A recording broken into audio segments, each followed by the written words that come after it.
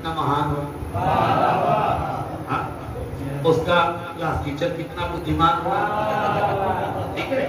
اب بدھیمان ٹیچر نے بچوں سے کہا کہ پرنسپل نے کل 50 روپے مانگا. ٹھیک ہے نا. اتنا بدھیمان ٹیچر. اب بدھیمان ٹیچر کا بدھیمان ودیارتھی یہ کتنا وزڈم پاور اس کی کیا کہیں. یہ گھر گیا، اس نے کہا اماں اسکول میں 100 روپے منگایا. کیا یہ کا وقت ہے کیا آپ آگے کو بولیں. سلوات پڑھے محمد صلی اللہ علیہ وسلم.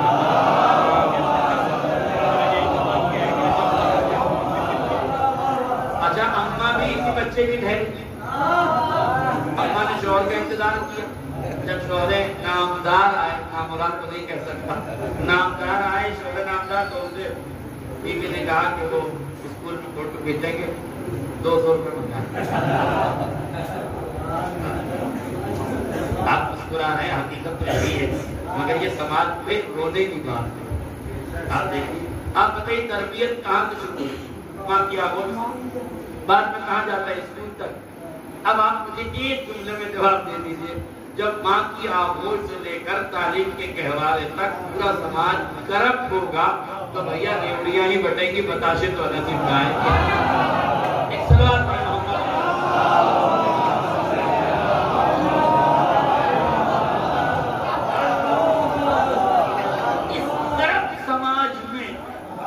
میرے عزیزوں، اس سماج میں بے ایمان بن جانا کمال نہیں ہے، بے ایمانوں کے درمیان ایماندار ہے.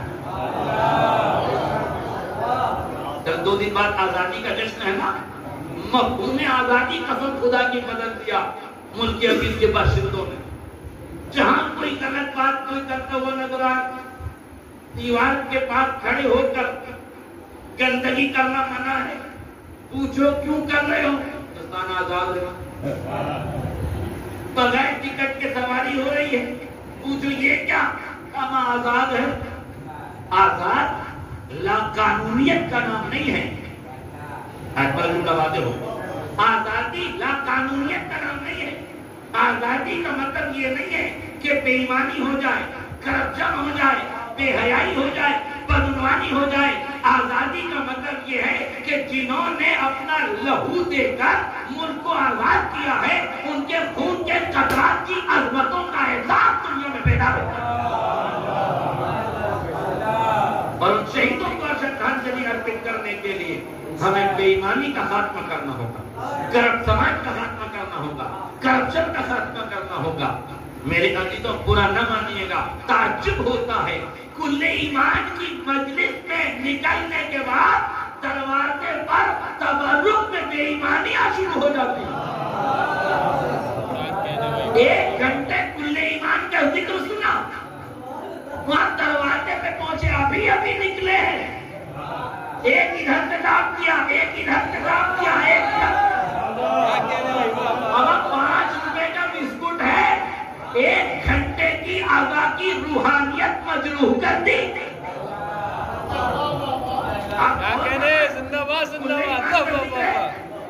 چار دفعہ حصہ لوٹا لاٹھی ہو رہی ہے. یہ حصے کی لوٹا مانی کیا ہے؟ طاقت کا استعمال، بے حیائی کی انتہائی پر. جب میں کبھی لوگوں کو تبرک میں بے ایمانی کرتے دیکھتا ہوں تعجب ہوتا ہے.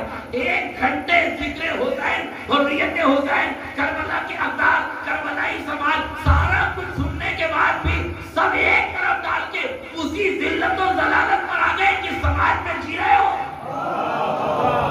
وہی بے ایمانی کا سماج، وہی کرپشن کا سماج، وہی لٹیروں کا سماج، وہی لوٹنے والوں کا سماج، وہی ملک کے دشمنوں کا سماج. میں یہ نہیں کہہ رہا ہوں کہ ہر آدمی کا دوہرا لینا برا ہے. جسے دوہرا دینا ہے اسے دوہرا دیجیے، کوئی بات نہیں. جسے 4 دینا اسے 4 دیجیے. ہمارے لکھنؤ میں تو ایک جملہ بولا جاتا ہے، سلبے پدر سے پتنے مادر تک جتنے ہیں سب کا حصہ. ہاں، عورت ایک آئی ہے مجلس میں مگر شیما نے 15. یہ کیا ہے بھائی؟ تبرک حضور کی حاضری ہے، غیر حاضر کے لیے تھوڑی ہے.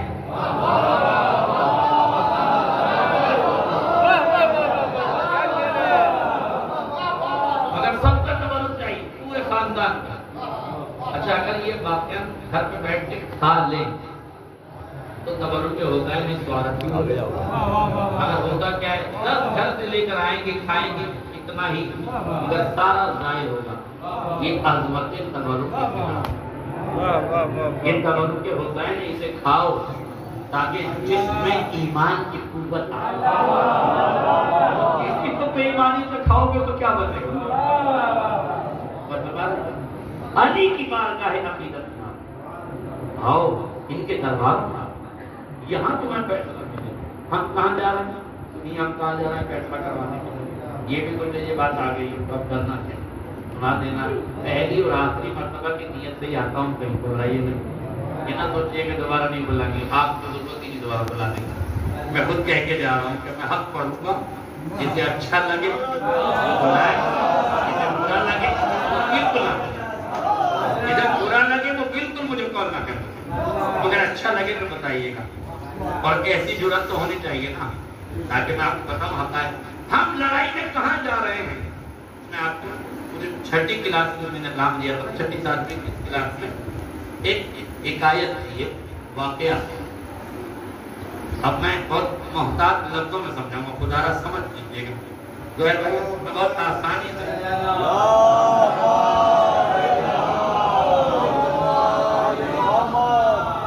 کمال خطابت نہیں کہ میں سب کچھ پڑھ جاؤں.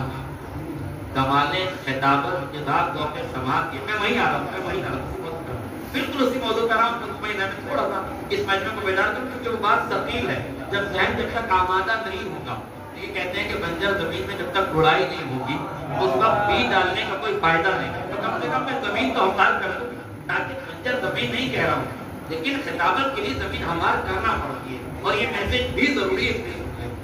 اس کہانی یہ تھی ایک چوکو اور ایک لومڑی دونوں کی ایک روٹی پہ لڑائی ہوئی. وہ کہہ رہی تھی میری ہے وہ کہہ رہا تھا میرا.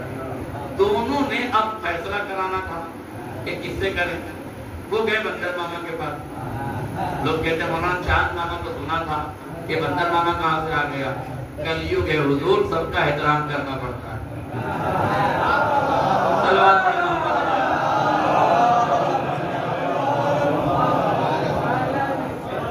تو بندر ماما کے پاس دونوں گئے کہ بھائی فیصلہ کر دو. بہت توجہ سے سنیے.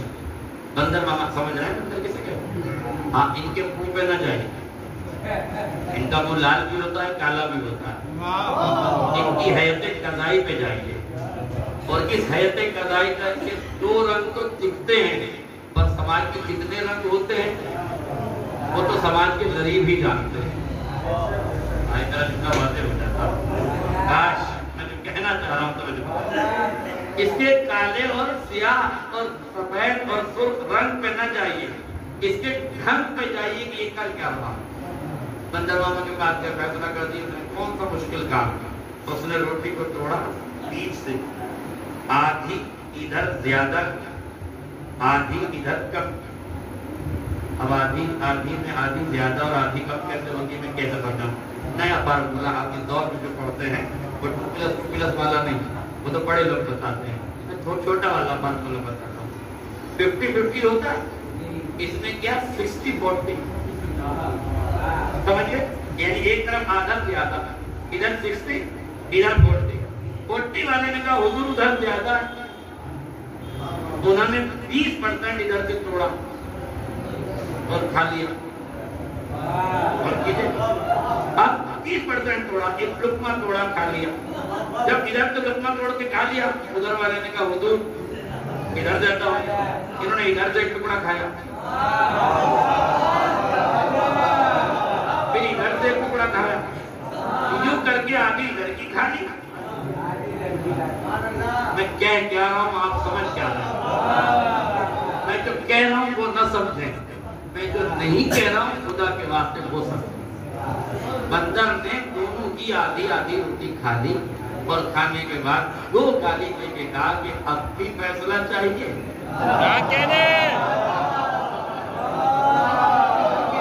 میرے عزیزوں اپنے فیصلے ضرور کراؤ مگر جن کے پاس شہنشین ہوتی ہے وہ بندرگاہوں میں نہیں جاتے حسینی بارگاہوں میں آتے ہیں.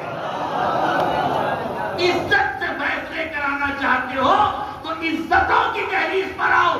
ذلت چاہتے ہو تو مال بھی جائے گا, باجنا بھی جائے گا. جاؤ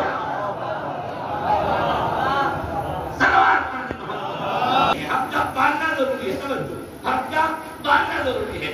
2 منٹ میں گفتگو اصل موضوع کی طرف پڑھتا ہوں. بہت توجہ میرے ابھی. یہ عورت جس کے آغوش میں علی نے بچہ ڈال دیا, فیصلہ ہو گیا, وہ بچہ لے کے جانے لگے, واقعہ ختم ہو گیا. میں چشمے تصور میں بیوی کے پاس گیا. میں نے جاننے کے بعد کہا اچھا ہوا تم ہمارے یہاں نہیں آئے. مطلب اتنے کیس ہمارے یہاں پینڈنگ میں کہ یہ بچہ دادا بن گیا ہوگا اور فیصلہ نہ ہوتا کہ کس کا, اس کا یا اس کا. تو پہلی بات اچھا وہ تو علی کی عدالت میں آ گئی. لیکن میری بات اور سن لیجیے, علی کی عدالت کا اور ہماری عدالت کا فیصلہ ٹکرا رہا ہے. ہماری عدالت کا فیصلہ یہ ہے کہ 2 دعوے دار ایک مال کے ہوں اور دونوں عدالت میں جائیں, اور عدالت میں پہنچنے کے بعد 2 دعوے دار میں سے ایک دعوے دار اپنے دعوے سے دستبردار ہو جائے. کہ مجھے نہیں چاہیے, جج صاحب اسے دے دیں. اب بتائیے جج صاحب کسے دیں گے بات؟ جو دعوے پہ باقی رہا اسے ہی, جو دستبردار ہو گیا اسے. شکریہ. جو دعوے پہ باقی رہا اسے. علی نے کیا کیا؟ علی نے کیا کیا؟ دونوں دعویٰ کر رہی تھی بیٹا میرا ہے, ایک نے کہا مجھے نہیں چاہیے, اسے دے دیجیے. ہماری عدالت کے مطابق تو اسے ہی دے دینا چاہیے تھا. جو اہنکار میں باقی تھی, جو پیچھے ہٹے, اس کا بھی ہونا چاہیے تھا. مگر علی کی عدالت میں کیا ہوا؟ جو پیچھے ہٹا. اتنا تو سلیقہ ہمیں آئے جانا چاہیے نا کہ ہمیں اہنکار میں آگے نہیں بڑھنا ہے. علی کی عدالت پر اعتبار کر کے پیچھے ہٹنا ہے, پھر انتظار کرنا ہے کہ علی کی عدالت کا فیصلہ کیا ہوتا ہے. بی بی نے کہا حضور سنیے مولانا, بات آپ کی بالکل صحیح ہے. اگر آپ کی عدالت کے اعتبار کا فیصلہ ہو گیا, آؤ بہن کھلا دو, آؤ بہن کھلا دو, آؤ بہن سلا دو, آؤ بہن خیال رکھو, آؤ بہن دوا دے دو.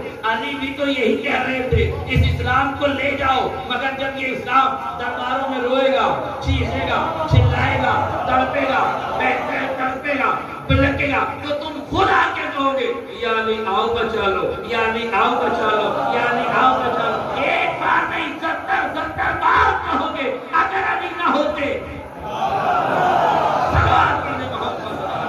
علی بیعت کر نہیں سکتے, علی شہادت لے نہیں سکتے, علی تلوار اٹھا نہیں سکتے. گویا کائنات کا مشکل کشا عجیب و غریب مشکل میں تھا کہ اس کی مشکل کشائی کون کرے, اس مشکل کو حل کون کرے. تب فاطمہ زہرا اٹھی, علی کو اپنے حصار میں لیا, آواز دی یا علی آپ میرے حصار میں آ جائیں, میرے بیت الشرف میں آ جائیں. پسلیاں ٹوٹے گی ٹوٹ جائیں, گھر چلے گا جل جائے, مگر نہ دشمن بیعت لے سکے گا نہ علی کو قتل کر سکے گا. نہیں توجہ کیا آپ نے جملہ, نہ علی کو قتل کر سکے گا نہ علی سے بیعت لے سکے گا. گویا فاطمہ زہرا کا کامیاب ترین جہاد یہ تھا کہ بیعت کو پیچھے ڈھکیلا, ولایت کی حفاظت کی. بیعت کو پیچھے ڈھکیلا, ولایت کی حفاظت کی. اسی زہرا کے گھر میں ایک ثانیہ زہرا اور پروان چڑھ رہی تھی جو اس منظر کو دیکھ رہی تھی. ماں نے بیعت سے کیسے بچایا, ماں نے ولایت کو کیسے بچایا. آواز دی اماں تو صحیح, کو جملہ سنیے, اماں تو صحیح, آپ نے بیعت کو پیچھے ڈھکیل دیا, ولایت کو بچا دیا. مگر مدینے میں گھر جلانے والا قاتل قداست کا لباس اوڑھ کر امت کے درمیان چھپ گیا. اب نام کسی کو نہیں پتا, مگر جب کربلا میں خیمے جلائے جائیں گے نام پکڑا جائے گا. خیمہ عمر سعد جلائے گا, قاتل مدینے کا پکڑا جائے گا. صلوات علی محمد. بیعت نہیں مانگے گا تو بیعت کا سوال اٹھنا تھا, اس لیے ثانیہ زہرا کی ضرورت تھی. اور پھر بیعت کا سوال اٹھنا ہی نہ تھا, اس لیے کسی ثانیہ زینب کی ضرورت ہی نہ تھی. صلوات علی محمد.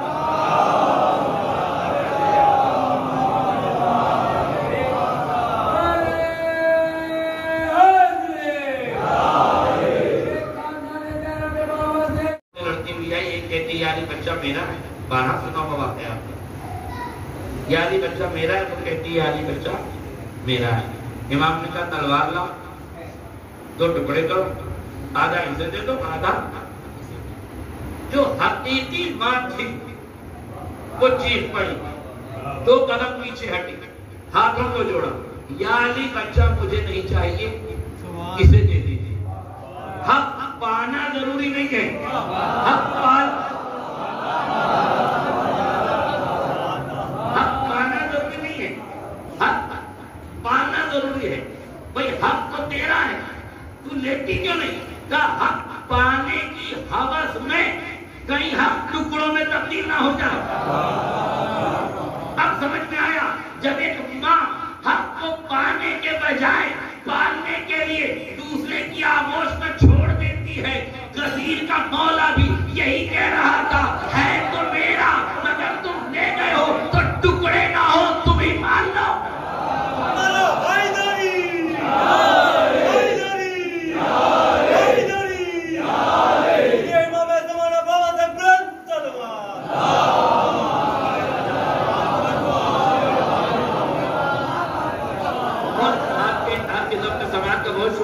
आपके नाम का बहुत शुक्रिया, मगर जल्दी जल्दी मैं अपनी बात को मुकम्मल कर दूं, तवज्जो कीजिएगा। अली ने कहा तलवार लाओ, 2 टुकड़े करो, आधा इसे दे दो, आधा इसे दे दो। थी कौन आने वाली? 2 माएं। तवज्जो कीजिए, कौन थी दोनों माएं? ये भी माँ है जो झूठी है, वो भी माँ है जो सच्ची है। दोनों आई हैं अली की अदालत में।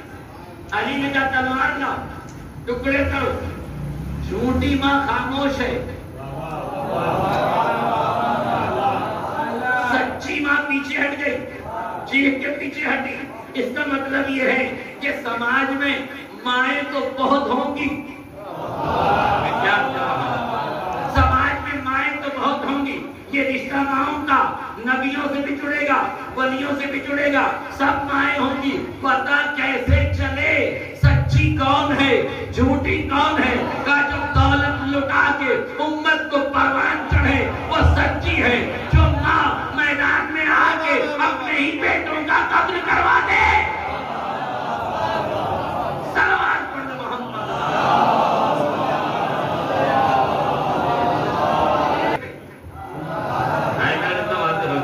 जो अहंकारी है, जिसको ईगो है, एटीट्यूड में है, तकब्बुर में है, गुरूर में है, याद रखना हक उसे नहीं मिलता जो आना का सनम पालता है, हक उसे मिलता है जो आना को फना करता है। नहीं तो जो क्या आना को फना करता है, पीछे हट जाता है, उसे हक मिल जाता है।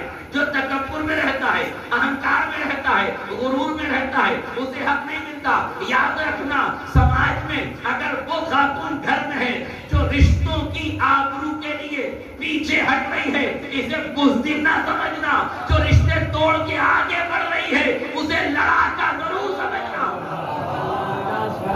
एक सलवात पढ़े मोहम्मद।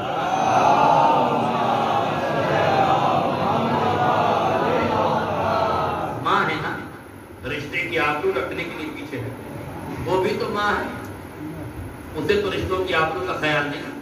वो तो टुकड़े करने पे तैयार हो गए। ठीक है यार, आधा इसे दे दीजिए, आधा मुझे दे दीजिए। क्यों हक के टुकड़े पे एक माँ राजी हो गई? जब अहंकार आगे बढ़ जाता है तो फिर ममता रुखसत हो जाती है, टुकड़ा आगे गलत बातें हो जाता है।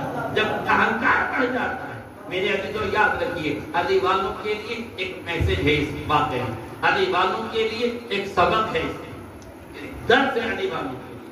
तो औरतें लड़ती में आई ना, दोनों दावेदार हक की, एक पीछे हटी है, एक आगे बढ़ी है। ये बताओ अली की अदालत का फैसला किसके हक में हुआ? आगे बढ़ जाने वाली के या पीछे रह जाने वाली के? पीछे हट जाने वाली के। इसका मतलब ये है कि अली की अदालत में हक लूटने के लिए आगे न बढ़ा करो, हक बचाने के लिए पीछे हटा करो। हक की मोहब्बत में हक को बचाने के लिए पीछे हटा करो। अब समझ में आया, रिश्तों की आबरू बचाने के लिए कभी अगर पगडंडी पे लड़ाई हो रही है, गली पे लड़ाई हो रही है, खिड़की खोलने पे लड़ाई हो रही है, दरवाजा खोलने पे लड़ाई हो रही है, समाज लड़ रहा है, तो समाज को چاہیے رشتوں کی آبرو رکھو، علی کی عدالت پہ بھروسہ رکھو، رشتوں کی آبرو رکھنے کے لیے تم پیچھے تو ہٹو، پھر دیکھو علی حق کسے دلاتے ہیں۔ ایک سلام پڑھ لے محمد۔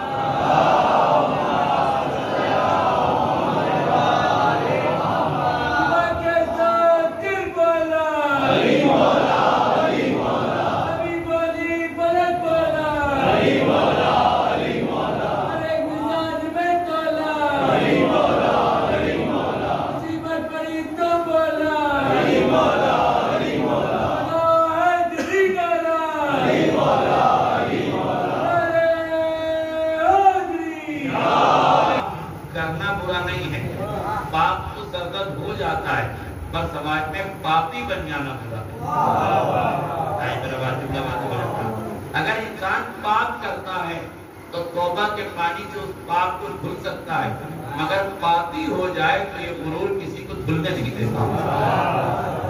اس لیے کوشش کیجیے گا، میں جو عرض کر رہا ہوں، کبھی علی کے فیصلوں کو، علی والوں کو، علی کے فیصلوں کو سن کر سمجھ کر اس کے اکارڈنگ ٹو اپنے سماج میں رائج کرنا چاہیے۔ آپ کہیں گے وہ تحریر کہاں ہے؟ یہ شہنشین کس لیے؟ شہنشین کا مطلب کیا ہے؟ جانتے ہیں شہنشین؟ بچے جانتے ہیں؟ شہنشین امام بارگاہ میں کبوترا ہوتا ہے، اسے کہتے ہیں شہنشین۔ اس پر آپ کو کھڑے ہونے کی ضرورت میں جا سکتے ہیں اتارنے کے لیے، ورنہ آپ کو کھڑے ہونے کی اجازت پہ چڑھنے کی اجازت نہیں۔ کیوں؟ اس لیے کہ آپ کے عقیدے میں اسے کیا کہتے ہیں؟ شہنشین، یعنی جہاں شاہ بیٹھتے ہیں۔ کون ہے ہمارے شاہ؟ حسین ابن علی۔ یہ بتائیے جس شہنشین پر حسین شاہ نشین ہے، بیٹھے ہوئے ہیں، اس پر ہمیں کیا لے جا کے رکھنا چاہیے؟ خالی شیر معلوم ہے، خالی بریانی ہے، وہ جو آپ نظر رکھتے ہیں نا، اس پر تو صرف حسین کی نظر پڑتی ہے اور وہ نظر آپ تک قبول ہو جاتی ہے، ورنہ حقیقت یہ ہے کہ ان شہنشینوں پہ تمہارے سماج کے مقدمے جانے چاہیے۔ کیا بات ہے بھائی، واہ واہ واہ واہ واہ واہ واہ واہ واہ واہ واہ۔ تمہارے سماج کے جھگڑے جانے چاہیے، تمہارے آپ کے اختلافات کیسے دور ہوں گے؟ غیروں کے درباروں میں جانے سے نہیں ہوں گے، حسین کی بارگاہ میں آنے سے۔ ہمارا سماج تو دوسرے لوگ پہ جا رہا ہے۔ میں اشارے کے نام ایک جملہ آپ سے کہہ رہا ہوں، یہ میرے بزرگ اس بات کی تصدیق کریں گے۔ پہلے پرانی کتابوں میں 6ٹھی 7ویں کلاس کی کتاب میں ایک کہانی تھی بہت اچھا۔ پہلے چونکہ تعلیم تربیت کے لیے ہوتی تھی، اس لیے کورس بدلا نہیں جاتا تھا۔ اب تعلیم یا تجارت کے لیے یا سیاست کے لیے ہے، تو کورس یا سیاست میں بدلا جاتا ہے یا تجارت میں بدلا جاتا ہے۔ آج کل تو اسکولوں کی بے حیائی کا عالم یہ ہے کہ جوتا بھی معین دکانوں سے خریدنے کی ڈیمانڈ ہے، اسی دکان سے جوتا خریدیے گا۔ اب بتائیے تعلیم یافتہ جوتا اور سامان جب جوتے میں کمیشن کھائے گا تو